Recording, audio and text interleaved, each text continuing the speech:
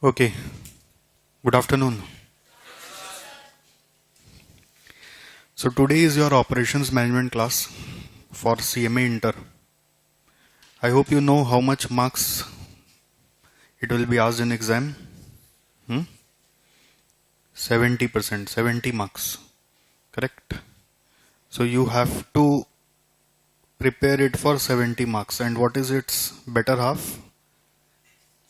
इसका एक और बेटर हाफ है ना. इसके साथ कौन आता है एग्जाम में? SM आता है. कितना मार्क के लिए? 30 मार्क के लिए आता है. आपको क्या लगता है, जैसे ये सब्जेक्ट हार्ड है कि इजी है? सुना है क्या बाजार में? खबर नहीं लेके आते हैं. कहीं जाते हैं तो उसके बारे में पता नहीं करके जाते हैं. हाँ, स्विट्जरलैंड घूमने जाएंगे तो पता करके जाएंगे ना स्विट्जरलैंड में क्या क्या है. सीधा बस टिकट कटा के जाके वहीं पे सरप्राइज होगा. कुछ तो पता करेंगे. कुछ सुना है सीनियर से, कुछ पता चला है. कैसा है सब्जेक्ट? इजी है.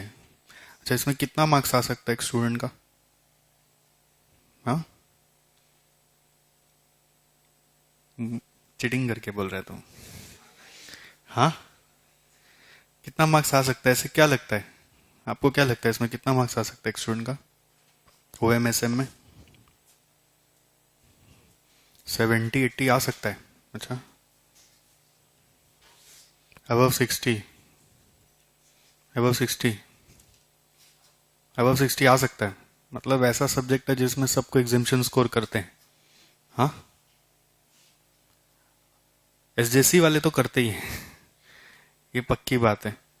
मतलब आपको लास्ट 2 टर्म का मैं रिपोर्ट दिखा देता हूँ.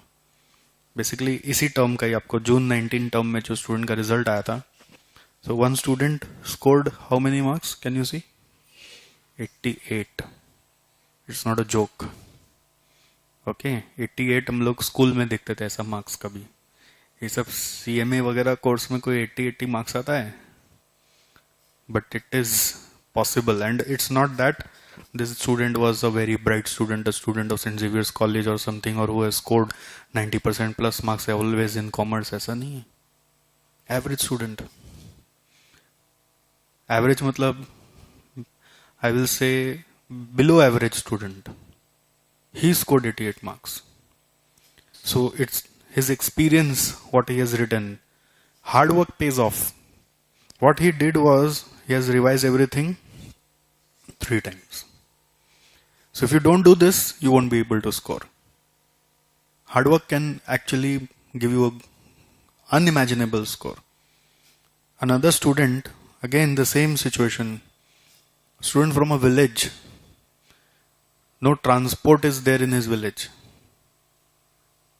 Okay, how much he scored? 85.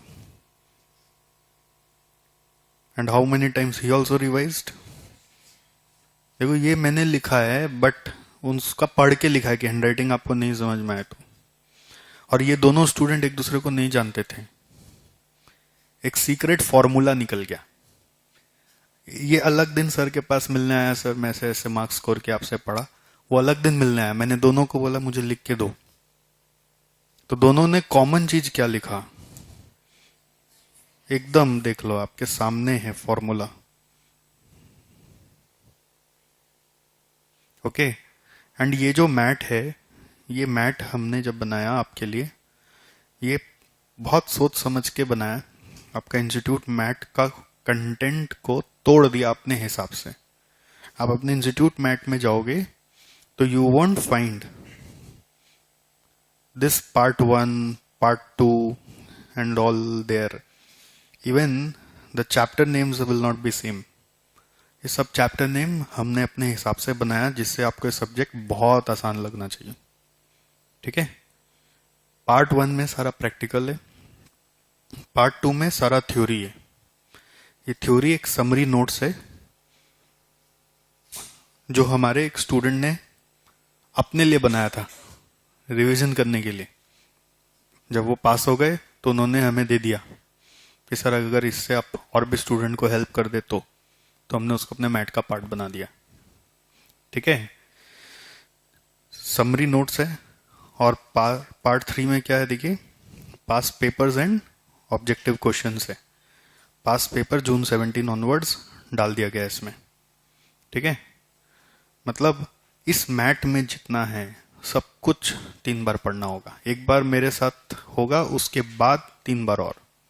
तो you can also see this kind of marks, it is possible. मतलब वर्स्ट सिनेरियो में आपका 60 तो आना ही आना है। मतलब ऑफ कोर्स उसमें अज्यूम करें कि एसएम भी आप उतना ही अच्छा से पढ़ेंगे जितना कि ओएम पढ़ेंगे, राइट।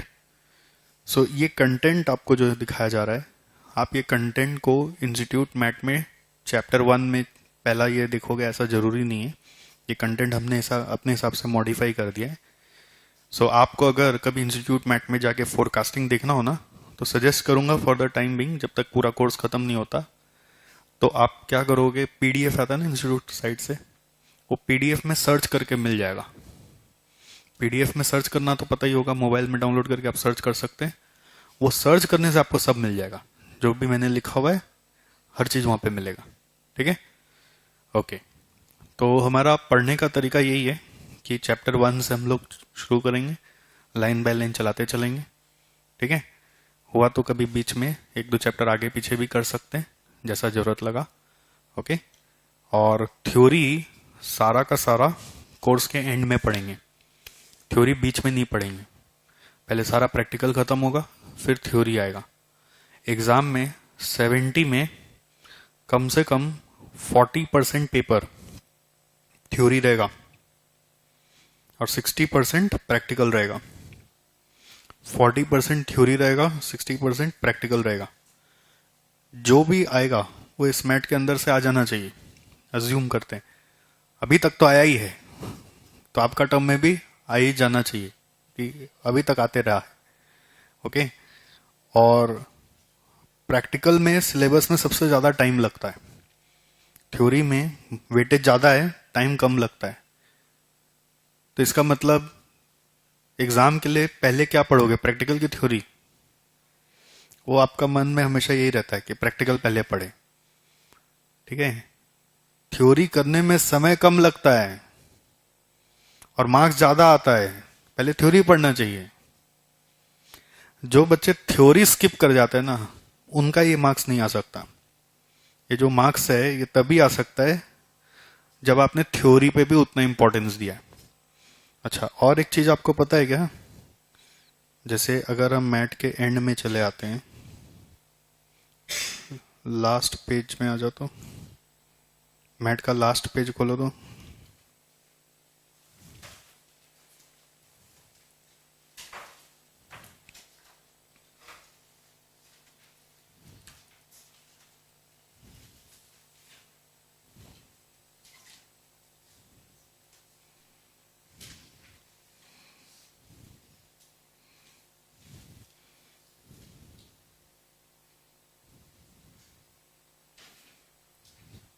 टू 36 यानी कि 2.64। ये देखिए, ये दिसंबर 19 का क्वेश्चन पेपर है। हालांकि क्वेश्चन पेपर तो सब एंड में देखते होंगे, हम आपको पहले ही दिखा दे रहे हैं कि आपकी मंजिल ये है, क्वेश्चन पेपर ये है, इसी को फेस करना अल्टीमेटली एग्जाम हॉल में जाके। सेक्शन ए बोल के आएगा, ऑपरेशन मैनेजमेंट। थोड़ा पैटर्न देखिए पेपर का, क्या दिया हुआ है, चूज द करेक्ट आंसर, कितना मार्क का है? हाँ, 10 मार्क का। सब थ्योरी दिख रहा है कि प्रैक्टिकल दिख रहा है, थोड़ा समझिए तो। सब थ्योरी है, पूरा थ्योरी है। फिर ये कितना मार्क का है? 6 मार्क का। क्या है? पूरा प्रैक्टिकल की थ्योरी है, थ्योरी है तो 16 मार्क पूरा थ्योरी। ये 6 मार्क का ट्रू फॉल्स क्या दिख रहा है, ये भी थ्योरी है, 22 मार्क पूरा थ्योरी। ठीक, उसके बाद फिर ये 7 मार्क का और थ्योरी। ओके, मतलब पेपर पैटर्न थोड़ा सा समझा रहे हैं आपको कि दिसंबर 19 में क्या क्या हुआ था। ऑब्जेक्टिव पूरा थ्योरी से ही आया था, कितना मार्क का? 22 मार्क का। और हर समय आता है, कभी कभी कोई रेयर केस में 1-2 मार्क का उसमें प्रैक्टिकल जैसा कुछ घुस जाएगा। फिर डिस्क्रिप्टिव क्वेश्चन में क्या होता है, क्या लिखा हुआ है यहाँ पे, आंसर एनी 3। ठीक है, आउट ऑफ कितना क्वेश्चन, 1 2 3 4, नहीं 5 नहीं, 2 3 4 5 मिला के 4 क्वेश्चन है, 4 में से 3 करना है। मतलब paper is set for extra marks. Paper 16 into 4 64 का सेट हुआ है। यहाँ पे 16 इंटू 4 क्वेश्चन हो गए ना। अटेम्प्ट 3 करना है, बट क्वेश्चन सेट हुआ है 16 इंटू 4 64 का, तो 16 मार्क का एक्स्ट्रा पेपर सेट हुआ है। इसमें भी थ्योरी प्रैक्टिकल देखिए, ये थ्योरी है, ये प्रैक्टिकल है। फिर ये थ्योरी है, कितना मार्क का? 3। थ्योरी गिनते रहना, कितना मार्क आ रहा है? 7, 3 10। ये प्रैक्टिकल है, फिर प्रैक्टिकल है, फिर प्रैक्टिकल है, राइट? फिर प्रैक्टिकल है, फिर प्रैक्टिकल है। तो कितना मार्क का थ्योरी हो गया? और हाँ 22 के साथ और अगर हम जोड़ दें थ्योरी, कितना मार्क का आ गया? 10। और थ्योरी आ गया आपका डिस्क्रिप्टिव क्वेश्चंस में 10 मार्क का डिस्क्रिप्टिव में। और प्रैक्टिकल कितने मार्क का आया? 64 का पेपर सेट था ना? हाँ 64 का सेट था, 64 का पेपर सेट था, तो 54। तो ओवरऑल अगर आप रेशियो देखोगे तो थ्योरी हो गया 32 और ये हो गया 54। तो 32:54 का अगर हम रेशियो बना देते हैं तो 32/86 37%। ठीक है, this is coming out of 86 mark का पेपर जो सेट हुआ। करना आपको 70 का ही है, बट 86 में 32 मार्क्स थ्योरी क्वेश्चन है, मतलब 37.2%, जिसको मैं रफली कितना पकड़ा था? 40% थ्योरी है। आप ऐसा मान के चलिए, समझे क्या? इस बार का क्वेश्चन ऐसा आया जिसमें प्रैक्टिकल थोड़ा सा ज्यादा था, कभी कभी एक आध क्वेश्चन उसमें भी थ्योरी बैठ जाता है, तो 40% थ्योरी मान के चलिए। थ्योरी पढ़ने में समय कम लगेगा, मार्क्स बहुत है, और पढ़ना बहुत स्ट्रेटेजिकली है। कैसे? सिलेबस के एंड में पढ़ना है पहला, अभी नहीं दिमाग लगाना। सिलेबस के एंड में पढ़ोगे तो बहुत फास्ट हो जाएगा, क्योंकि सब कुछ मालूम होता है। और 22 मार्क का आप देखिए उसमें ऑब्जेक्टिव है, तो ये ऑब्जेक्टिव की तैयारी कैसे करेंगे? हमारा मैट के एंड में आपको दिखाया ना मैंने, ऑब्जेक्टिव क्वेश्चन सारा दिया हुआ है। तो ऑब्जेक्टिव क्वेश्चन जितना दिया हुआ है वो सारा पानी में डाल के मिला के पी जाने का है। उसका जितना क्वेश्चन है सब याद होना चाहिए, उसी में से ही सब आएगा। वो 22 का 22 मार्क पकड़ा देगा आपको, उसी में से ही सब आएगा। मतलब ऑब्जेक्टिव का मेरे तरफ से अलग से क्लास नहीं हो, तो ध्यान रखिएगा कि मैं तो सारा थ्योरी प्रैक्टिकल पढ़ा दिया, ऑब्जेक्टिव उसी का रिपीटिशन है। तो आपको अपना प्रिपरेशन स्ट्रेटेजी में ऑब्जेक्टिव ऐसा तैयार करना है कि 22 में मेरे को 22 चाहिए। 20 आ गया तो मतलब नसीब खराब है, नहीं तो 22 में 22 चाहिए। जब ये सब बेंचमार्क अभी से सेट करके चलोगे तो आपका ठीक एग्जाम में नंबर आएगा। प्रैक्टिकल जितना भी आएगा 54 मान लेते हैं, पूरा का पूरा अपना मैथ से ही है। जैसे ये दिसंबर 19 का भी जो पेपर है, हर एक क्वेश्चन इसी मैथ से है। ठीक है, हर एक question, each and every question. ये वाला भी मतलब फिगर चेंज्ड है, कई कई का तो फिगर भी चेंज सेम रह जाता है। तो अगर कोई बच्चा को थ्योरी नहीं आता था, जैसे वो 3A नहीं किया मान लो, ठीक है, तो 4 में क्या होता उसका? दोनों प्रैक्टिकल हो जाता, 5 में दोनों प्रैक्टिकल हो जाता, और 2 में उसको 7 मार्क का करना ही पड़ता। और अगर यहां पे आता तो थ्योरी 8 मार्क का करना पड़ता। मतलब 22 + 7 या 22 + 8, मतलब मजबूरी में 22 और 7 29, यानी 30 मार्क तक का थ्योरी उसको करना ही पड़ रहा है, मजबूरी है। 22 तो ऑब्जेक्टिव में चला गया और 7 से 8 मार्क का लिखना पड़ रहा है। ठीक है, तो 8 मार्क का उतना टेंशन नहीं लेगा। ये जो 8 मार्क का करना पड़ रहा है, ये ज्यादा से ज्यादा आपके साथ एग्जाम, अगर पेपर ट्रिकी सेट किया यानी थ्योरी बेस सेट कर दिया, तो ज्यादा से ज्यादा ये हो जाएगा कि ये हर क्वेश्चन में 8-8 मार्क का डाल देगा। जैसे 4 में भी डाल सकता था, ये लोग 5 में भी डाल सकता था, जो नहीं डाला। ठीक है, मतलब जिस पेपर में आपको दिख गया कि ये प्रैक्टिकल ज्यादा आ गया, प्रैक्टिकल उसमें स्कोर करने का पॉसिबिलिटी ज्यादा हो गया। और यहां पे जैसी थ्योरी डाल देगा ना, उसमें थोड़ा एवरेज मार्किंग हो सकता आपका। ठीक है, तो इसलिए ये वाला जो थ्योरीज है ना, इस पे बहुत ज्यादा समय हम लोग को भी नहीं लगता क्लास में करने में, हम लोग को भी नहीं लगता, और आपको भी कितना 15 मार्क तक का उसमें एफर्ट देना है। बट ये 22 मार्क का जो थ्योरी है, इसके लिए सारा ऑब्जेक्टिव आपको अच्छे से कर लेना है। This is the strategy of the paper. बाकी प्रैक्टिकल मेरे ऊपर छोड़ दीजिए, पूरा आपके ऊपर। मैं थ्योरी समझा दूंगा, बट आपको स्ट्रेटेजी बता दिया पहला दिन ही कि क्या करना है। सारा ऑब्जेक्टिव क्वेश्चन यहाँ का जितना है, जितना मेरे मैट में दिया हुआ है, सब का सब करके जाना है। प्रैक्टिकल में स्कोर करने के लिए मैं एक बार कराऊंगा सारा कुछ, ठीक। कोई कोई चीज बहुत इजी होगा, कोई कोई चीज हार्ड भी होगा। थोड़ा हार्ड मतलब थोड़ा सा घर जाके समय देना होगा। तो मैं जो कराऊंगा वो करना ही है क्लास में। होमवर्क दूंगा, होमवर्क जरूर करिएगा। होमवर्क हर समय करना, मतलब किसी भी कारण से होमवर्क नहीं हुआ ऐसा नहीं होना चाहिए। Homework is mandatory. उसके बाद फिर मैं आपको मार्क करके दे दूंगा चैप्टर खत्म होने पे कि पास पेपर में उस चैप्टर का कौन कौन सा क्वेश्चन आया हुआ है। पास पेपर सेक्शन है ना अपने मैट में लास्ट में, तो उसमें पास पेपर में उस चैप्टर का कौन कौन सा क्वेश्चन है वो सब अलग से होमवर्क दे दूंगा। वो चैप्टर खत्म होने पे मिलेगा, उसको भी मेरे साथ साथ कर लेना, ठीक है। मेरे साथ पढ़ते पढ़ते क्या करना है, मेरा सारा सम करना है, मेरा होमवर्क करना है, और सर जो मार्क करके देंगे ना पास पेपर का क्वेश्चंस, उसको भी सॉल्व करना है। तब पढ़ाई का काउंटिंग आपका मानेंगे हम। अगर आप इतना कर लेते तो एक बार हो गया, आप ऐसा मान लेना। टोटल में 3 बार पढ़ना है, तो एक बार मैं इसको मानूंगा कब, जब मेरे साथ साथ होमवर्क भी किया और मेरे साथ साथ पास पेपर भी किया। अगर मेरे साथ होमवर्क और पास पेपर नहीं किया, तो मेरे साथ खाली क्लास किया, तो मैं समझूंगा आपने मेरे साथ नहीं पढ़ा। एक बार वो काउंटिंग नहीं हुआ। एक बार का काउंटिंग कब कंप्लीट होगा, मेरे साथ वाला होमवर्क और मेरे साथ वाला पास पेपर का क्वेश्चंस सब खत्म हो जाना चाहिए संग संग, ठीक है। तब एक बार मानूंगा। बाकी आपका एग्जाम का मंथ के पहले, एग्जाम मंथ जैसे समझ लीजिए आपका जून में, तो सारा कोर्स यूजुअली अप्रैल में खत्म हो जाता है हर जगह। तो मई मंथ पूरा फाका है।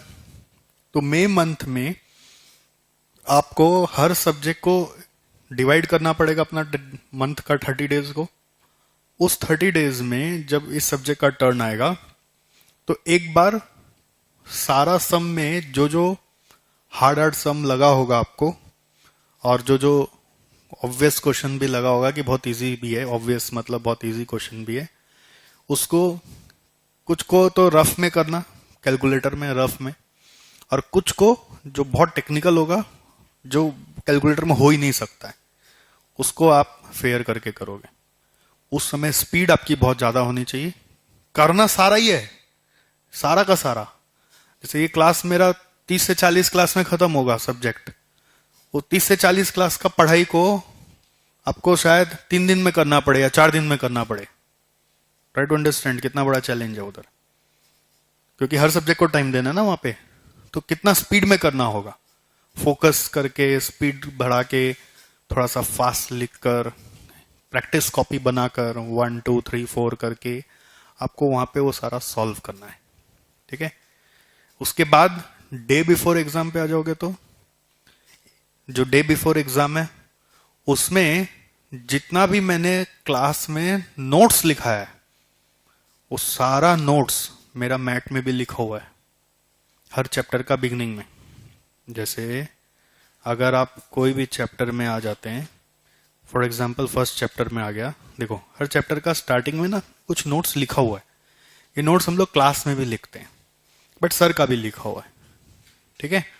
तो ये नोट्स सेक्शन आपको डे बिफोर एग्जाम 2 बार पढ़ना है, एक बार नहीं 2 बार, ये नोट्स सेक्शन सारा। और फिर जो जो कोई कोई सम ऐसा होगा जो आपको लगता होगा कि ये मेरे को थोड़ा सा वापस देखना पड़ेगा, उस समय ठीक से नहीं हुआ था, कब, जब 1 महीना पहले पढ़ रहे थे, तो वो सम को वापस देखोगे।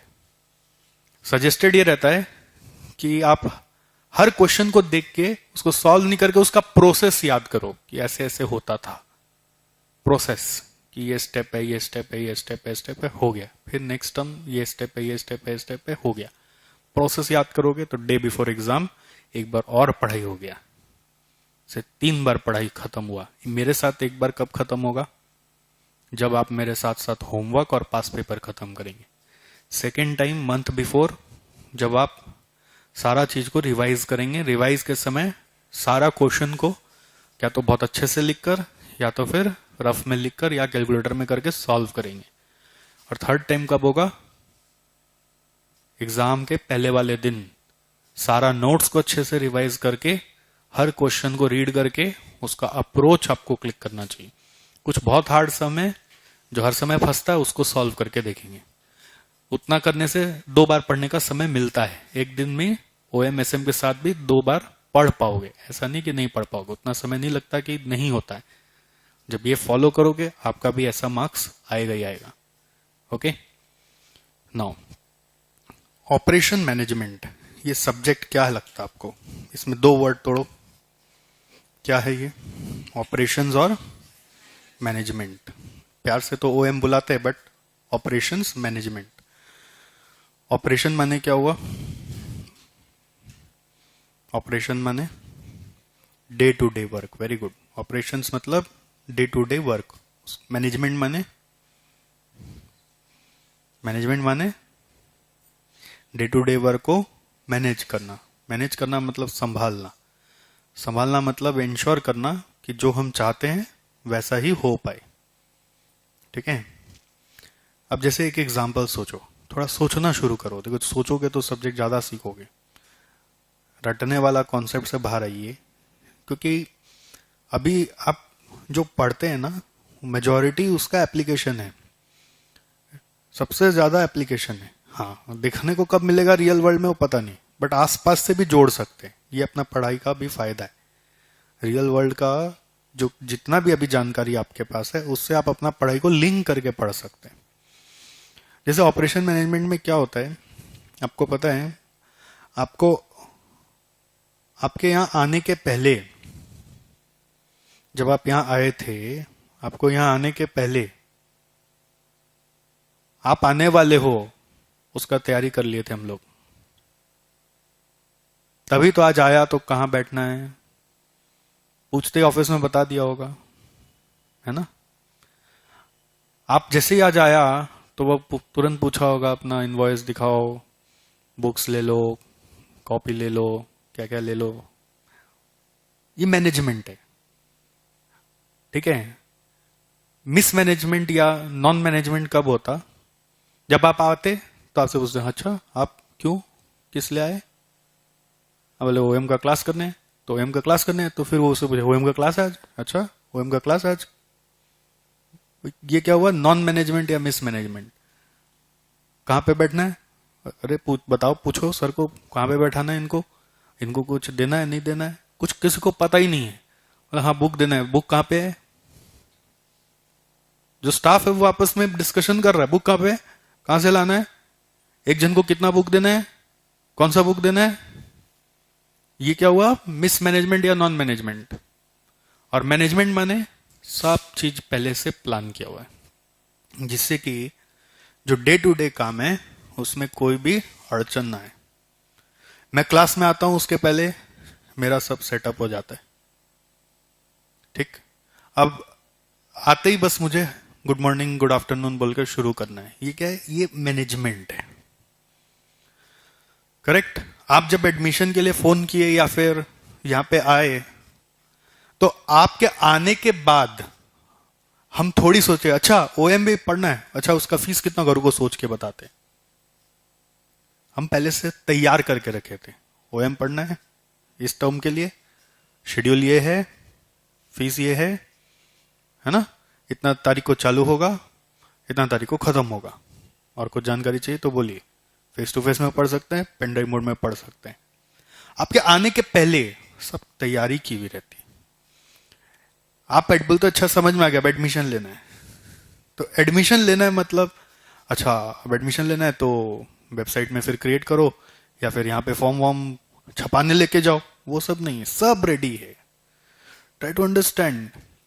अगर मैनेजमेंट नहीं करेंगे तो ऑपरेशंस चलेगा ही नहीं, डे टू डे एक्टिविटी चलेगा ही नहीं, भिड़ंत होगा, आपस में क्लैश होगा, आदमी पजल हो जाएगा, जो स्टाफ है वो समझ नहीं पाएगा मेरे को करना क्या है, वो हर समय शॉक्ड रहेगा।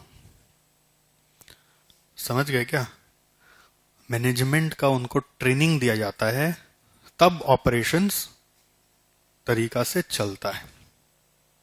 करेक्ट? कभी ऐसा सिनेरियो कुछ याद आता है? सोच के देखो कि कहीं गए थे और वहां भयानक मिसमैनेजमेंट चल रहा था, कुछ याद है? हुआ तो हो गए कभी ना कभी। मतलब जो होना चाहिए वो सब कहीं पर भी कुछ प्लेस पे नहीं है। कहीं याद आता है ऐसा? मुझे याद आता है, मैं एक बार यूजीसी का एक एग्जाम होता है, नेट सुने हैं क्या? मास्टर्स के बाद दिया जाता है। तो एक बार ये एग्जाम देने गया था, एक स्कूल है, नाम नहीं बोलूंगा, उसमें एग्जाम सेंटर पड़ा था, और वो थोड़ा कलकत्ता के आउटस्कर्ट्स में था, बहुत दूर, 30 किलोमीटर दूर जाना पड़ा, और नाम का स्कूल, मतलब पहुंचा हुआ स्कूल है। अब जब हम लोग गए तो उनको मैनेजमेंट नहीं आता था। हम लोग गए तो सोचो, होता है ना स्कूल एग्जाम देने जाते हैं तो स्कूल में तो घुसने देगा, अंदर में खड़ा तो रहने देगा, इतना दूर से गांव गांव से आदमी लोग आए, स्कूल में घुसने नहीं दिया, दूर कहीं मेन गेट है, मेन गेट के बाहर खड़ा रहो। फिर बोलता है स्कूल में यहीं पे सिक्योरिटी गार्ड आ गया, बोलता है यहीं से एडमिट कार्ड चेक करके जाने देगा, जो बैग वैग लेके आया वहीं रास्ता में फेंक दो या रख दो, ले जाने नहीं देगा, बैग मनी वॉलेट भी नहीं ले जाने देगा, टिफिन भी नहीं ले जाने देगा, कुछ नहीं ले जाने देगा। बोले अरे भाई हम लोग तो क्लासरूम के बाहर रखते हैं, अरे पूरा दिन एग्जाम देंगे, कुछ खाएंगे पिएंगे, तो पैसा वैसा गुम हो गया तो घर कैसे जाएंगे यहाँ से, रास्ता में कौन निगरानी रखेगा? बोला वो सब हम लोग को नहीं मालूम। अंदर इमेजिन करिए गए जब, तो ये यहां पर कैसे तैसे, फिर मतलब जब सब पेरेंट्स भी थे, सब स्टूडेंट सब रिवोल्ट किए, तो बोले अच्छा ठीक है अंदर लेके जाओ। फिर अंदर में फिर एक सिक्योरिटी गार्ड का रूम था, उसमें सब चीज को रखवा दिया, तो यहां से बाहर नहीं जाएगा, यहां तक मेन गेट से यहां लेके। और वो भी डिसीजन कब लिया गया? जब हम लोग हल्ला चिल्ली किया तब। इसको बोलते हैं मिस मैनेजमेंट या नॉन मैनेजमेंट। फिर यहां से जब स्कूल का मेन बिल्डिंग में घुसा रहे तो बोला टिफिन तो ले जाने नहीं देगा, खाना है तो बाहर भी नहीं आने देगा। बोला तो खाएगा कैसे? बोला अंदर कैंटीन है, पैसा खर्चा करके खाना होगा। हम तो पैसा लाया ही नहीं खाने के लिए। बोला नहीं पता तो भूखा रहो। ठीक है भाई चलो देखते हैं क्या होता है, मजबूरी है, जाना होता है एग्जाम देने। ऊपर गए, कौन सा रूम में बैठना किसी को नहीं पता। दादा कौन सा रूम में बैठना है सर, कौन सा रूम में बैठना है? बोला मालूम नहीं है, अभी देखिए कहीं नोटिस लगेगा, हम लोग को भी नहीं मालूम है। अब रूम में बैठ गए, एक रूम में मल्टीपल सब्जेक्ट का स्टूडेंट लोग बैठ गया, किसको कौन सा पेपर देना है, मतलब किस रूम में कौन सा पेपर देना है वो मालूम नहीं है। एडमिट कार्ड में साइन कराने आता है, किस रूम में कौन सा फॉर्म जाएगा किसी को मालूम नहीं है। सब एक दूसरे को मिला के एग्जाम इन्विजिलेटर लोग भिड़ंती करे, तोरा छे, और आके चिल्ला चिल्ली करके बात करे। एग्जाम में बच्चा लोग कॉन्सेंट्रेट करके एग्जाम देगा कि वो लोग का चिल्ला चिल्ली सुनेगा। सोचिए मेरा पर्सनैलिटी ऐसा है कि मैं कभी जोर से किसी को नहीं बोलता, मुझे इतना गुस्सा आ गया कि हम जाके खड़ा होकर चिल्ला दिया, तो चेचा मिची करले गाने चलबे ना, केओस करे दिए, तब जाके लो हाँ ठीक है। मतलब उस एग्जाम के बाद तो मैं उसमें तो ऑफकोर्स पास नहीं हुआ, उसके बाद मैंने एग्जाम दिया ही नहीं। बोला छोड़ो सरकारी एग्जाम क्या देना है। समझ गए? मतलब मिसमैनेजमेंट होगा ना तो ऑर्गेनाइजेशन शायद बंद हो जाए। मेरे को तो इतना मन में आया कि यूजीसी का चेयरमैन को चिट्ठी लिखे, कमिश्नर ऑफ, मेरे एक दोस्त है कमिश्नर ऑफ इनकम टैक्स और कमिश्नर ऑफ पुलिस में भी है, उनको जाके बोला बोलिए अभी चिट्ठी लिख के फॉरवर्ड करते, हमारा भी स्टाम्प मार दीजिए ऐसा आपको तकलीफ हुआ तो। मतलब वो लोग एक्नॉलेज कर देंगे तो थोड़ा तो कहीं ऊपर तक जाएगा। बोला नहीं नहीं ऐसा कुछ मेरे को करना नहीं। बट उसके बाद सच बता रहे मन ही नहीं किया कि एग्जाम दे। क्यों? क्योंकि इतना मिसमैनेजमेंट देख लिया, सारा दिमाग में जो स्टोर करके गए थे सब भूल गए। तो मिसमैनेजमेंट होगा ना, ऑर्गेनाइजेशन चलेगा कि नहीं चलेगा डाउटफुल है। आप ही रोज आके अगर कंफ्यूज हो जाएंगे कि कब कौन सा क्लास में जाना, आपको यहाँ पे पता ही नहीं रहा, कोई जो चीज चाहिए किसी को नहीं पता है, कुछ से पूछो बोले नहीं मालूम, या कोई खोजने जाता है तो वो गलत चीज उठा के लाता है, तो आप ही फ्रस्ट्रेट होकर बोले क्या यार बेकार इंस्टीट्यूट है, जाओ छोड़ दो, इससे अच्छा पढ़ाई है कि नहीं। तो management has to be very very efficient. That's how an organization run. Management का बहुत सारा डिमेंशन है, मैनेजमेंट बहुत जगह काम करता है ना। मैनेजमेंट के रोल में ह्यूमन रिसोर्स आता है, मैनेजमेंट के रोल में एडमिनिस्ट्रेशन आता है, अकाउंटिंग आता है, फाइनेंस आता है, कॉस्टिंग आता है, टैक्सेशन भी आता है। तो ये सब अलग अलग सब्जेक्ट हमने बना दिया आपका। बट ये डे टू डे जॉब जो है मैनेजमेंट का, उसको लेके ये सब्जेक्ट बना है। इसको जानो, इसको मैनेज करना सीखो, इसमें कितने सारे एस्पेक्ट हो सकते हैं उसको सीखो। इसका फायदा ये जरूरी नहीं कि नौकरी करने जाएंगे तो इंटरव्यू में पूछेगा। इसका फायदा ये कि कोई भी काम करेंगे उसमें डे टू डे मैनेजमेंट तो समझना ही पड़ेगा ना। इवन घर भी जाते हैं दोस्तों, तो घर में भी किचन में मैनेजमेंट चलता है। आप जाते हैं तो टिफिन, घर से जाते हैं जब, तो टिफिन बना हुआ मिल जाता है, लेके जाना है खाली।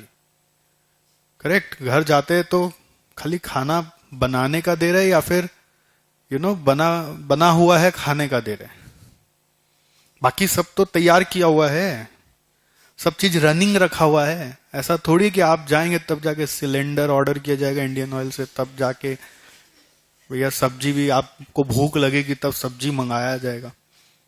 ठीक है, आपको भूख लगी तब उतना चावल लेके आएंगे, आपको भूख लगी तो आप बर्तन खरीदने जाएंगे। ऐसे थोड़ी होता है, पहले से सब कुछ सेट है। इसको बोलते हैं मैनेजमेंट। करेक्ट? इंपॉर्टेंस समझा रहा था। एक ऑर्गेनाइजेशन में हम लोग बोलते हैं ऑपरेशंस, एक्चुअली ऑपरेटिंग सिस्टम को संभालने को बोलते हैं। मैं लिखा दूंगा, आप एक बार समझ लो। ऑपरेटिंग सिस्टम को जब हम संभालते हैं तो उसको बोलते हैं ऑपरेशंस।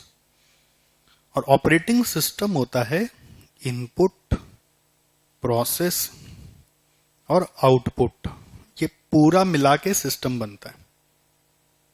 मतलब आपको अगर एक मैन्युफैक्चरिंग ऑर्गेनाइजेशन की तरह सोचना है तो कैसे सोचना है कि मेरा इनपुट क्या होगा, कहां से आएगा, कहां रखूंगा, कैसे रखूंगा, प्रोसेस वो कैसे होगा, कितना भाग में होगा, किसके बाद क्या होगा, सीक्वेंस क्या होगा, कौन मैनेज करेगा, प्रोसेस का जगह कहाँ होगा, ज्योग्राफिकल एरिया क्या होगा, तो मतलब पटना में, बिहार में, बंगाल में कहाँ पे होगा, फिर उस जगह के अंदर भी अलग अलग मशीन कैसे सजाना होगा, फिर प्रोसेस करने के बाद आउटपुट कैसे डिस्पैच होगा, कौन लेके जाएगा, क्या खर्चा पड़ेगा, और वो सब पहले से प्लान करके रखेंगे, जिससे कि सब चीज ऐसा लगे कि आपके लिए ही, कस्टमर के लिए वो तुरंत बैठा हुआ ही था, आते ही खड़ा खट करके दे दिया।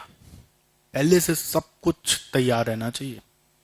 ठीक है, this is the basic idea of operating system. अब उसको करने के लिए कितना सारा चीज सीखना है, वही एक्चुअली ये सब चैप्टर्स हैं। आपको कितना सारा चीज सीखना है, यही चैप्टर्स है, जिससे कि जिस चीज की जब जरूरत हो तब वो मिल जाए, जिस चीज की जब जो जरूरत हो वो रेडी रहे, उस समय छटपटाना ना पड़े कि अब ये कैसे होगा। डे टू डे काम में कोई अड़चन ना आए। जरूरी नहीं है कि जब यूज हो तब आप एक्टिवेट हो, यूज ना भी हो रहा हो तो भी उस चीज का उतना ही ध्यान रखा जाए कि कभी भी यूज आए तो। ठीक है, कभी भी यूज आए तो। जैसे देखो यहाँ पे ये क्या है, आपको लग रहा है, समझ में आता है कि क्या है, व्हाट इज दिस? क्या है, क्या लगता है? गेस वर्क करो ना, क्या है? हाँ, ये एक स्कैनर है। इसमें कैमरा इधर, नीचे हाथ रखेंगे तो उधर आपको हाथ दिखेगा, जो नीचे रख देंगे वो दिखेगा। विजुअलाइजर बोल सकते हैं इसको, बहुत सारे टीचर इसे पढ़ाते हैं। तो हम लोग ये टेक्नोलॉजी बस एक ऐसे ही स्टैंड बाई के लिए रखा हुआ है। कभी जैसे मेरे को एफएम का बैच में कैलकुलेटर दिखाना होता है कि मैं क्या कर रहा हूँ, तो मैं ऐसे दिखा देता हूँ कि मैं ये कर रहा हूँ, तो बच्चों को दिख जाता है सर कौन सा बटन दबा रहे हैं।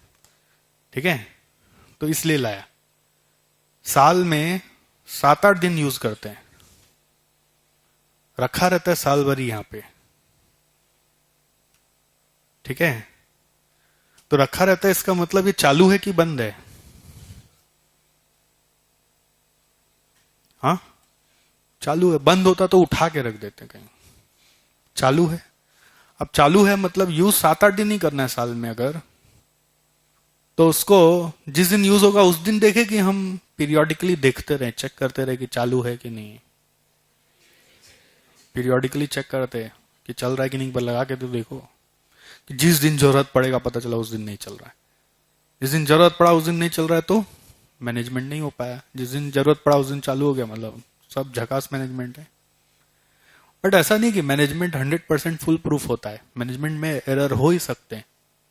अब सब कुछ करने के बाद भी आपके सामने जब लगाया उस समय फेल हो गया, सब चीज करते फिर भी हो ही सकता है। तो ऐसा होगा तो उसका ऑल्टरनेट क्या करना पड़ेगा? हाँ, कोई इसका बैकअप क्रिएट करिए, कोई ऑल्टरनेट तैयार करिए, या फिर आप अपना पढ़ाने का तरीका में भैया ऐसे ऐसे करके पढ़ाइए, कुछ और तरीका लगाइए।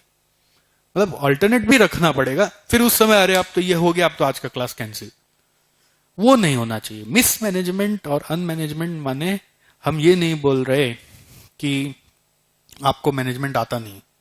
हो सकता है आपको मैनेजमेंट आता है, बट एरर हो गया, हम बोल रहे एरर भी अलाउड है, बट एरर हो गया तो उसके बाद आपने कैसे उसका बचाव बना रखा है। उस समय सरेंडर नहीं होना है। सरेंडर हो जाते हैं तो मिसमैनेजमेंट। समझ गए? एरर हुआ मिसमैनेजमेंट है ऐसा मत सोचना। Error is unavoidable, okay, but error के बाद आपने ऑल्टरनेट कुछ बना रखा है तो वो आपका मैनेजमेंट है। करेक्ट? तो दोस्तों आपको एक ओवरव्यू मैंने पूरा समझा दिया कि ओएम क्या है, ये आपका एग्जाम के लिए कितना इंपॉर्टेंट है, कितना मार्क्स आप ला सकते हैं, कैसे आप पढ़ाई कर सकते हैं।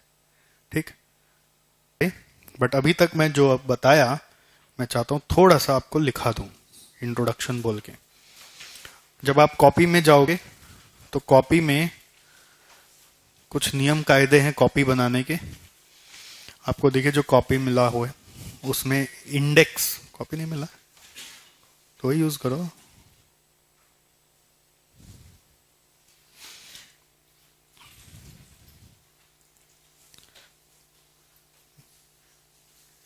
कॉपी खोलने में थोड़ा ऐसा लगता है ना, नया कॉपी। हाँ, फोल्ड क्यों करना है? अच्छा, कॉपी में देखिए एक इंडेक्स का जगह बना हुआ है ना। जो जितना अच्छा से इंडेक्स बना लेता है ना उसका रिवीजन उतना इजी हो जाता है। तो इस इंडेक्सेशन को बहुत अच्छा से मैं जैसे जैसे बताऊं भरते रहिएगा। ठीक है? सबसे बड़ा चैलेंज सीएमए स्टूडेंट्स के लिए क्या है? डे बिफोर का रिवीजन। मानते हो ना?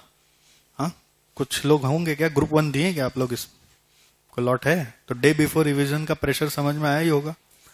बट इंडेक्सेशन अच्छा से किया होता है तो उसमें बहुत समय बचता है। जैसे मैं सिखाऊं वो मेरा सब्जेक्ट में नहीं, हर सब्जेक्ट में करना है।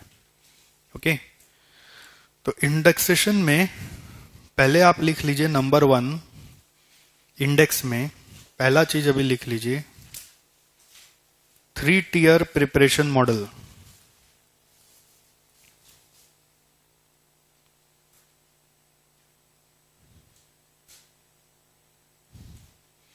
Three tier preparation model.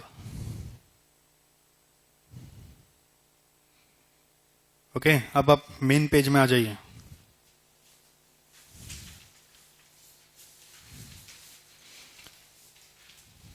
ये सब जो कॉपी के आगे में बहुत सारा नोट्स दिया हुआ, उसको समय जब मिले, टाइम पास जब करना हो तो पढ़िएगा। हाँ, फर्स्ट पेज में ये हेडिंग दीजिए, 3 टियर प्रिपरेशन मॉडल। कॉपी में पेज नंबरिंग मेंटेन करेंगे। जब जब कोई ब्लैंक पेज में स्टार्ट किया तो पेज नंबर 1, पेज नंबर का जगह बनाया हुआ है ना वहां पे, वो फिलअप करते ही रहना। घर में छोटा भाई बहन मम्मी उनको थोड़ा काम दे दीजिएगा। आज के हमारे खाता टेक पेज नंबरটা লিখে দাও তো বসে বসে, ठीक है? 1 2 3 करके बोला पूरोटा लिखे देवे। 3 टियर प्रिपरेशन मॉडल। टियर 1 में क्या बताया सर ने? एक बार कब पढ़ाई होगा, सर के साथ क्लास किया,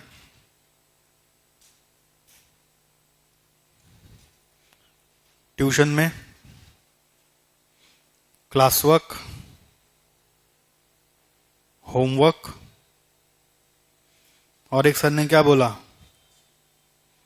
पास पेपर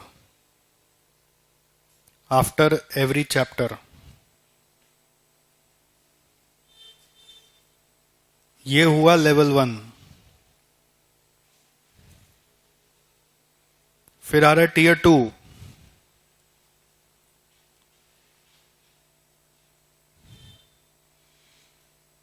टियर 2 में सर ने क्या बोला था, कब होगा ये?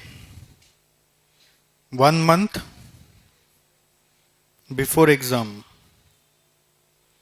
उसमें क्या पढ़ोगे? उसमें क्या पढ़ोगे?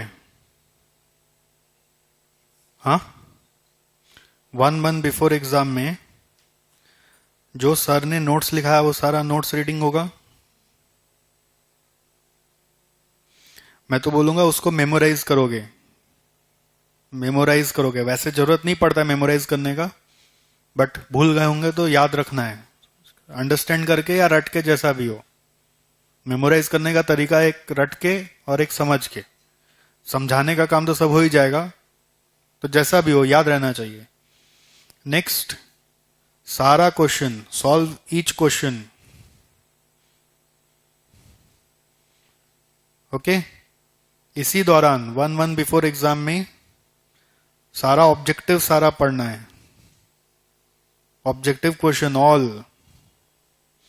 ऑब्जेक्टिव क्वेश्चन जब भी करोगे तो पूरा सिलेबस खत्म होने के बाद करोगे। क्वेश्चन पढ़ के अपने आप आंसर अटेम्प्ट करोगे। Attempt yourself and check with the answer. Attempt yourself and check with the answer.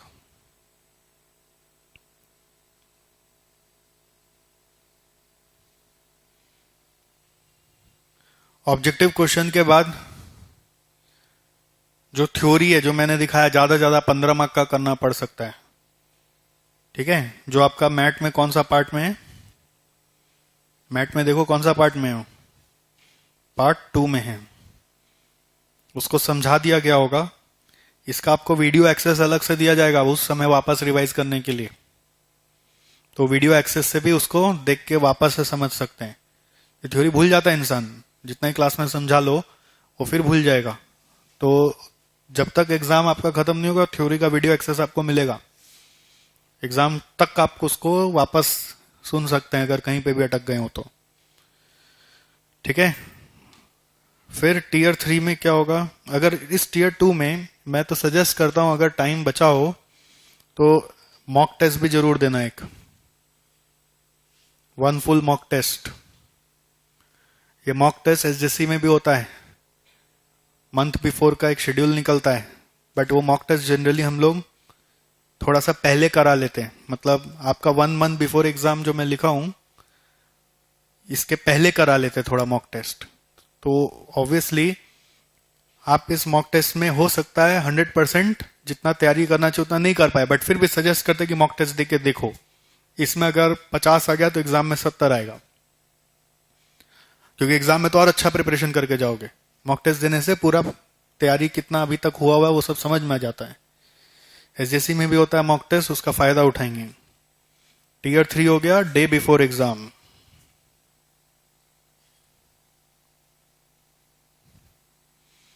Day before exam में थ्योरी नोट्स को ईच चैप्टर का 2 बार पढ़ना है। फिर क्वेश्चन रीड करना है, read questions and think of it steps, उसका स्टेप्स कैसे है वो सब रिकॉल करना है। सॉल्व अगर कोई ट्रिकी क्वेश्चन हुआ तो उसको करना है।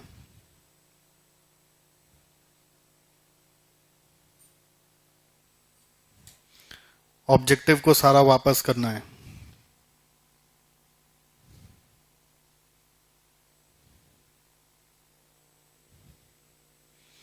ठीक है, तो ये 3 टियर प्रिपरेशन मॉडल है। लास्ट में भी बोलेंगे, फर्स्ट में भी बोल दिया है, भूलना नहीं, यही डायरेक्शन है हमारा। अल्टीमेट मोटिव है एग्जाम में ऐसे बढ़ के आगे जाना। यहीं पे लिख दीजिए माई टारगेट, ये लिख के रखिए। बड़ा बड़ा आया नहीं आया बाद में देखेंगे वेरिएंस कितना आया। 80+ लगेगा हम लोग को, 40, 50, 60 का बात नहीं है हमारे लिए। अरे भैया तारे सोचोगे तो चांद पे तो गिरोगे, चांद सोचोगे तो धरती पे रह जाओगे, और धरती सोचोगे तो कुछ भी नहीं मिलेगा। 80 सोचोगे तो 60 तो आएगा, 60 सोचोगे तो 40 आएगा, और 40 सोचोगे तो जून के बाद दिसंबर आएगा, दिसंबर के बाद जून आएगा। भैया देखिए, आपका जो उद्देश्य है वही मेरा उद्देश्य है। आप भी चाहते हैं अच्छे नंबर से पास हो, हम भी यही चाहते हैं, इसलिए आपको कहीं भटकाएंगे नहीं। आपको जो बताएंगे उससे आपका काम बनेगा। सेकंड में लिखिए इंडेक्स का सेकंड नंबर,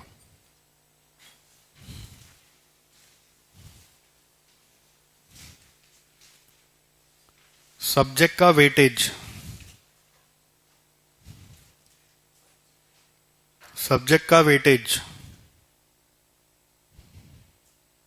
कॉपी में आ जाइए, सब्जेक्ट वेटेज। कंटिन्यू भी कर सकते हैं, नीचे जगह है तो, नहीं तो नेक्स्ट पेज में जाइए। पेज नंबर आप इंडेक्स में लिख देंगे। तो ओएम पेपर कितना मार्क का सेट होता है? 86 दिखाया था ना अभी। अटेम्प्ट कितना मार्क्स का करना है? 70।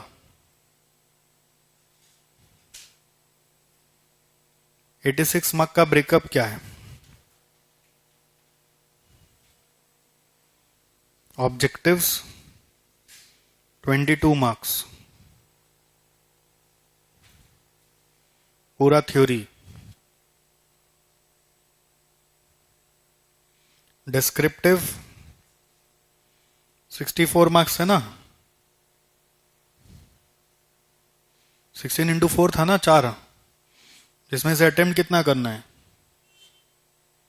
Attempt any 3। इस एनी 3 में थ्योरी कितना दिखाया था? 15 मार्क का दिखाया था, रफली 15 मार्क मान लीजिए, और रिमेनिंग प्रैक्टिकल हो गया, जो हो गया 49 मार्क्स का।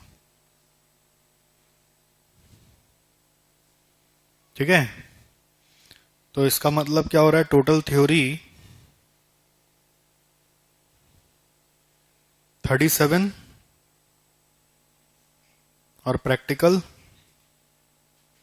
59। 86 मार्क्स आ गया,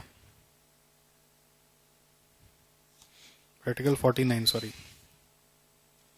37/86,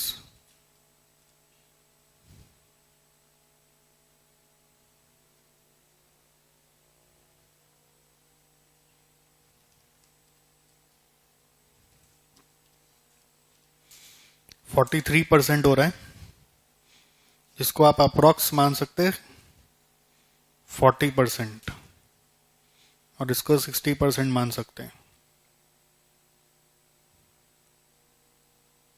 100% हो गया।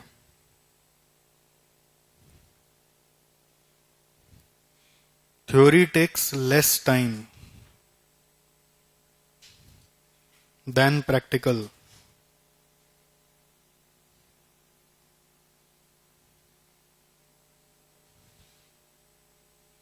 and is of high weightage, especially objectives.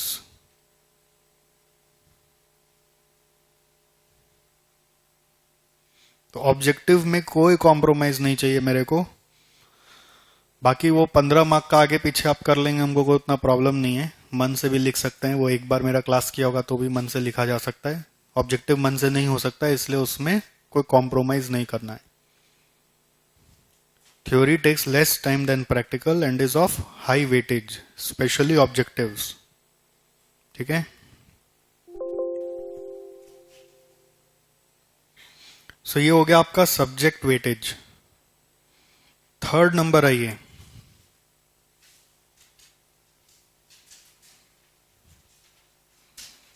Subject overview. Index भी बनाइए, सब्जेक्ट ओवरव्यू।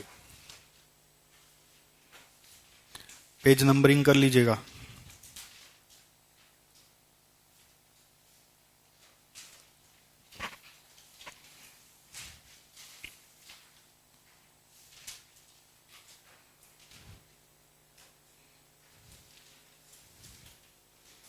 ऑपरेशंस और मैनेजमेंट।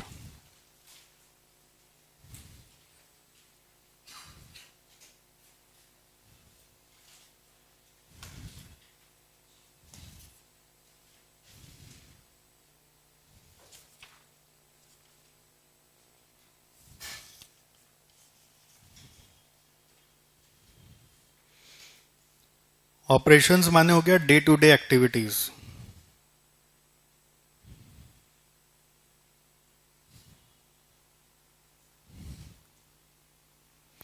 जो हो सकता है मैन्युफैक्चरिंग गुड्स, दूसरा हो सकता है rendering services.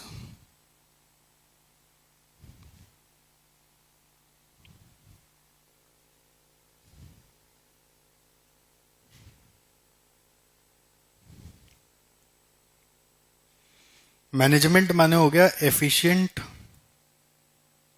Utilisation of resources.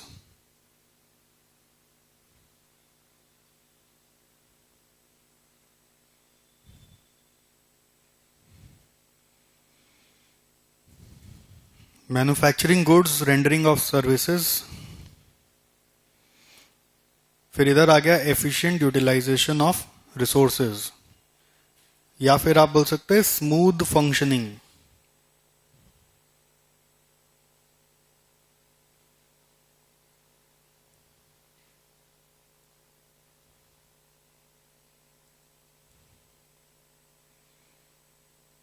या फिर आप इसको बोल सकते हैं smooth functioning.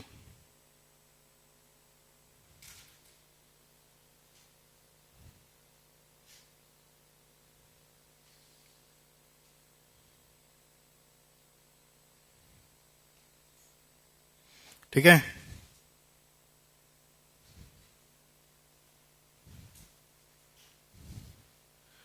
It means management of organisations operating system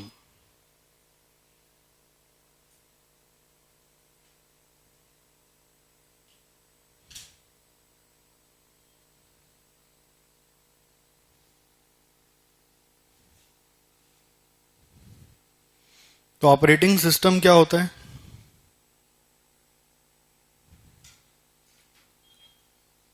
that converts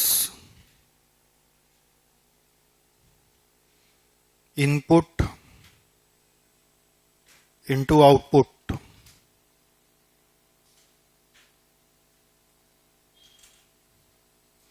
input system output.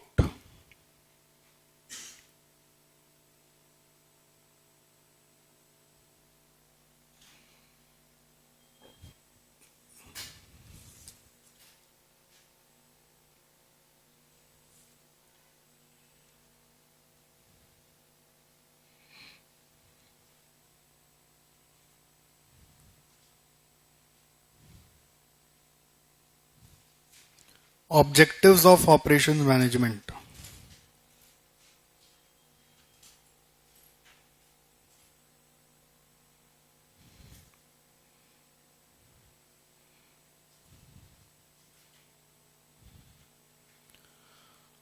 Objectives of operation management.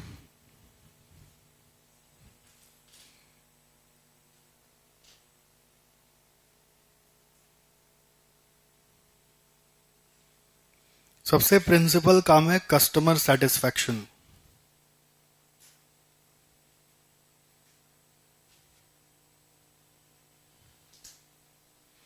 Main objective operation management का कि आपका कस्टमर को सेटिस्फाई करना, उसको कहीं तकलीफ नहीं आना चाहिए, है कि नहीं। मैंने आपको 2-3 एग्जांपल दिया ना मिसमैनेजमेंट का, क्या हो सकता है। तो सबसे ज्यादा उसमें परेशान कौन होता है?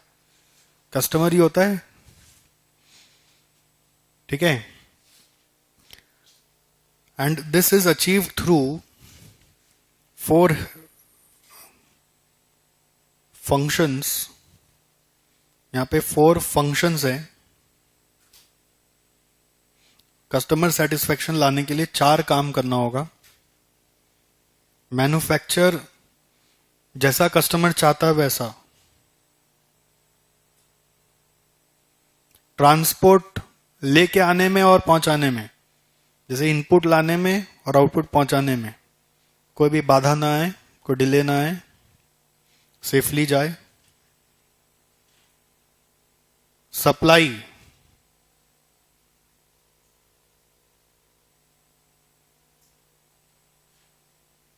सप्लाई एक्चुअली ट्रांसपोर्ट और सप्लाई में ज्यादा फर्क नहीं है, ओके। बट फिर भी 2 अलग अलग नाम हम लोग बोलते हैं।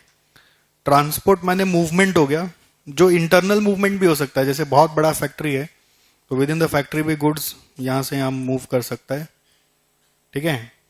बट सप्लाई माने हो गया आपका खरीदना, परचेज। परचेज जितना कॉस्ट एफिशिएंट हो पाए।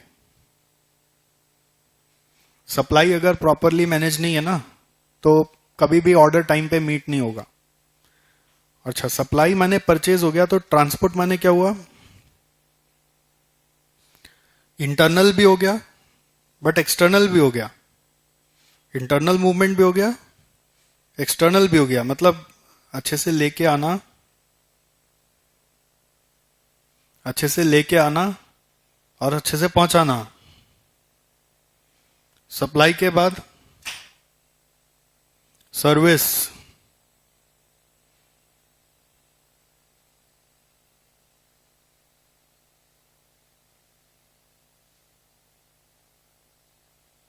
सर्विस माने आफ्टर सेल्स।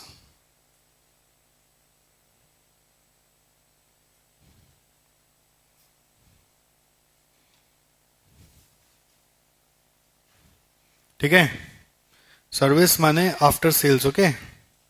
सो जब आप ये चारों चीज पे ध्यान देते हैं तो आपका कस्टमर सेटिस्फेक्शन आता है। मैन्युफैक्चर में जो प्रोसेस फॉलो किया जा रहा है उसकी बात होगी। ट्रांसपोर्ट में गुड्स लेके आना, लेके जाना, ओके। और इंटरनली भी कैसे मूवमेंट हो रहा है। सप्लाई मतलब परचेज और सर्विस माने आफ्टर सेल्स। सब चीज अगर अच्छे से है तो वेल मैनेज ऑर्गेनाइजेशन है, ओके।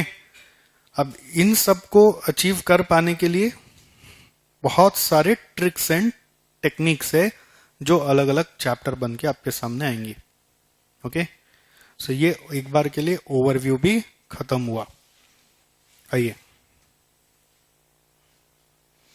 यहां पे आप एक लाइन लिख दीजिए। We learn several techniques, methods,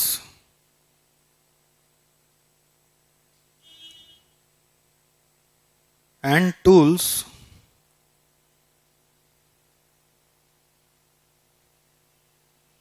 that ensures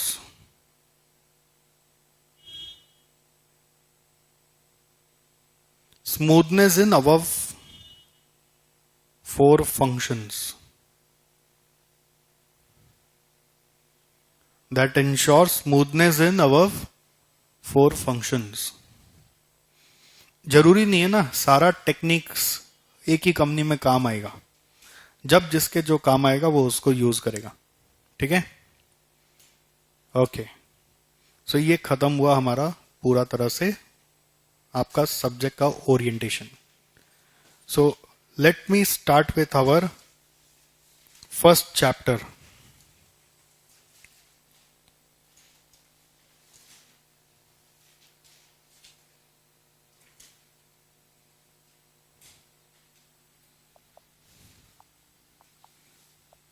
ये जो मैं लिखता हूं ना, कभी हो जाए आपका नोट्स वोट्स मिस हो जाए फॉर एग्जांपल, तो आपको परवाह नहीं करना उतना, ये सब आपको पीडीएफ मिल जाएगा। कैसे मिलेगा? अपना एसजेसी वेबसाइट में जाएंगे, आपका यूजर आईडी बना हुआ है ना, लॉगिन करेंगे तो माई डैशबोर्ड आ जाएगा एक। उस डैशबोर्ड मेनू में जाके आपको क्लिक करने से माई कोर्सेज मिलेगा। उस माई कोर्सेज में आपको ये वाला बैच मिलेगा जिसमें आप सब्सक्राइब किए, ठीक है। उसमें जाके आपको एक बटन दबाना पड़ेगा, क्लास स्लाइड्स, ठीक है। तो क्लास स्लाइड्स बटन दबाओगे तो आपको जो भी क्लास स्लाइड वहां पे अपलोड हुआ होगा, हम लोग करेंगे, वो आपको वहां डाउनलोड होके मिल जाएगा। और वहीं पे एक बटन आएगा गो टू कोर्स। ये गो टू कोर्स बटन में अभी कुछ नहीं है, कभी कोई होमवर्क का सोल्यूशन, कभी कोई वीडियो रिवीजन पर्पस के लिए, वो सब डाला हुआ रहेगा, ठीक है। जैसे थ्योरी का मैंने बोला ना एक्सेस मिलेगा आपको, वो यहाँ पे मिलेगा। इस चीज का ध्यान रखिएगा, वेबसाइट में लॉगिन कैसे करते, क्या करते हैं। दूसरा, आप टेलीग्राम ग्रुप में हमारे सब्सक्राइब हो चुके हैं क्या? नहीं हुए हैं तो आपके पास जब आप एडमिशन लिए होंगे उसके तुरंत बाद एक मेल आया होगा, उस मेल में टेलीग्राम ग्रुप का लिंक दिया हुआ है, OM बैच 20A नाम का। इसमें क्या होता है, ऑल इंडिया लेवल पे स्टूडेंट्स जब तक ये बैच हमारा एक्टिव रहता है तब तक उसमें ग्रुप में ज्वाइन करते हैं। अगर कभी क्लास में कोई ऐसा क्वेरी आया या होमवर्क में क्वेरी आया जो सर से आप नहीं पूछ पाए, तो वहां ग्रुप में पोस्ट करके ग्रुप के ही मेंबर्स उसको सॉल्व कर देते हैं। जैसे इसने पोस्ट किया, दूसरा ने देख लिया, उसको आंसर आता था तो वो उसको बता देगा। वैसे कभी इसको आंसर आता था, किसी और ने पोस्ट किया, ये इसको बता देगा। ज्ञान बांटने से बढ़ता है ना। बस आपको भी यही है कि जो चीज किसी को एक बार सिखा देते हैं ना, वो हमेशा के लिए याद हो जाता है। हम लोग को पूरा सब्जेक्ट क्यों याद है? क्योंकि हम लोग इतना बार इसको सिखा चुके हैं कि सब सब्जेक्ट याद है। तो आप भी अगर किसी को सिखा दोगे ग्रुप में तो इस बहाने आपको भी सब्जेक्ट याद हो जाएगा। सो अगर कुछ भी आता हो ग्रुप में, हम भी अगर कभी कोई अपडेट, इंपॉर्टेंट अपडेट भेजेंगे तो वो भी ग्रुप में ही डालेंगे, टेलीग्राम ग्रुप में। कोई मेरे से क्वेरी पूछना हो तो टेलीग्राम में नहीं सॉल्व होगा। मेरे से क्वेरी पूछना है तो उसका अलग प्रोसेस है। क्लास में आप आएंगे, जो लाइव क्लास वाले हैं वो लाइव में ही पूछ लेंगे। जो पेनड्राइव वाले होते हैं या जो वीडियो वाले स्टूडेंट्स होते हैं, उन लोगों के लिए एक डेडिकेटेड टाइम है जो अगेन ग्रुप में शेयर कर दिया जाता है। एक और टेलीग्राम ग्रुप है जिसको आप सब्सक्राइब करके जरूर रखिएगा, उसका नाम है SJC इंस्टीट्यूट अपडेट्स, ठीक है। इसको भी सब्सक्राइब करके जरूर रखिएगा। इसमें जनरल अपडेट आता रहता है, इंस्टीट्यूट खुला है कि बंद है, बैकअप आज होगा कि नहीं होगा, ठीक है। और भी नया बैच कुछ सब्जेक्ट का कब चालू हो रहा है, कुछ प्रोग्राम हो रहा है नहीं हो रहा है, वो सब अपडेट इधर मिलेगा। तो इसको भी सब्सक्राइब करके जरूर रखिएगा। किया हुआ है आप लोग? हाँ जी, कौन लोग नहीं किया हुआ अभी तक? नहीं किया हुआ है? सब कर लीजिएगा, नहीं हो रहा हो तो ऑफिस में पूछ लीजिएगा, मेरे से पूछ लीजिएगा, ठीक है। और तीसरा, एसजेसी का यूट्यूब चैनल और फेसबुक पेज सब्सक्राइब कर रखा है क्या? एसजेसी इंस्टीट्यूट का यूट्यूब चैनल, क्योंकि बहुत सारा, जैसे आपको कुछ पढ़ाया, अगर मेरे को कुछ अच्छा लगा तो मैं उसको कट करके यूट्यूब में डाल ही देता हूँ। तो ऐसे बहुत बार रिवीजन वीडियोस वगैरह भी मिल जाते हैं, और भी दूसरे सब्जेक्ट के भी वीडियोस उसमें आते रहते हैं, तो इनडायरेक्टली आपको उधर का भी फायदा मिलते रहेगा। फेसबुक पेज में भी वो वीडियो जाते हैं, बट कभी कभी ऐसा हो जाता है कि कोई चीज फेसबुक में गया यूट्यूब में नहीं गया, ऐसा होता है, तो इसका भी ध्यान रखना है। और एक फोर्थ नंबर, हमारा यहाँ का कॉन्टैक्ट नंबर, एक नंबर है 8100112222, लिखा हुआ मिल जाता है, बट क्या है कि कॉपी में तो अभी देख लिया, बट जब जरूरत होगा तो उस समय हाथ में कॉपी नहीं होगा ना। इसको मोबाइल में जरूर सेव करके रखेंगे एसजेसी इंस्टीट्यूट के नाम से। ये नंबर व्हाट्सएप के लिए, सिर्फ व्हाट्सएप, अगर एसजेसी को व्हाट्सएप में कोई अपडेट भेजना है आपके, या आपको व्हाट्सएप में एसजेसी से बात करना है, तो आप इस पे बात करेंगे फॉर व्हाट्सएप। अगर सेव नहीं है तो नोट कर लीजिए, इसको सेव कर लीजिए। और लैंडलाइन नंबर है 403340593800, ठीक है। आप एग्जिस्टिंग स्टूडेंट है तो प्रेस करना पड़ेगा 2, न्यू स्टूडेंट होने से प्रेस 1। तो 2 में बात कर सकते हैं आप, किस मैटर में आपको बात करना है करके। न्यू स्टूडेंट है तो प्रेस 1, एग्जिस्टिंग स्टूडेंट है तो प्रेस 2, फिर ऑप्शंस आएगा। तो कभी कोई क्वेरी हो कि इंस्टीट्यूट बैच खुला है नहीं है, कुछ भी है जिसका अपडेट टेलीग्राम में नहीं दिखा, व्हाट्सएप में नहीं दिखा, एसएमएस नहीं आया, तो इधर या इधर पूछ सकते हैं, ठीक है।